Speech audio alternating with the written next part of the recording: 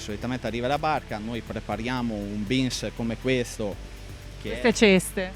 Le ceste sono del pescatore che verranno successivamente messe qua all'interno di questo contenitore, con il contenitore adatto che ha delle predisposizioni per poter poi mettere l'acqua di mare, perché nella fase di depurazione la vongola vive praticamente nel suo habitat in un'acqua perfetta, pura. Quindi da qui poi si entra? Sì, da qui si entra proprio all'interno del nostro stabilimento.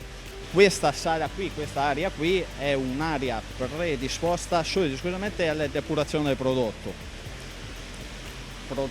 che ha un proprio percorso di autocontrollo che viene seguito dai nostri dottori interni e deve restare diverse ore prima di essere commercializzato per poter rilasciare tutte le tossine che naturalmente ci sono dentro al mollusco bivalvo.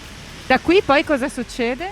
Da qui il prodotto, dopo essere stato 10-12 ore in acqua, quindi si ottiene la sua perfetta depurazione, viene prelevato e viene portato nella sala di confezionamento.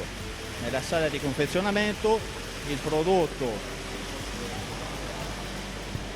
viene ribaltato all'interno di una macchina che avrà una prima vaiatura per fare una selezione proprio della pezzatura.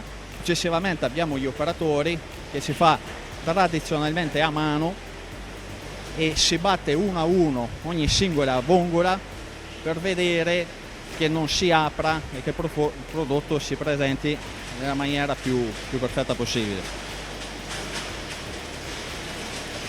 Il prodotto entra in una seconda vasca di acciaio prima di passare in un nastrino dove ci saranno tante piccole bilancine che peseranno ogni chilo e poi ogni singolo chilo cadrà dentro una retina e verrà espulso dalla macchina 1 chilo per ogni pallina.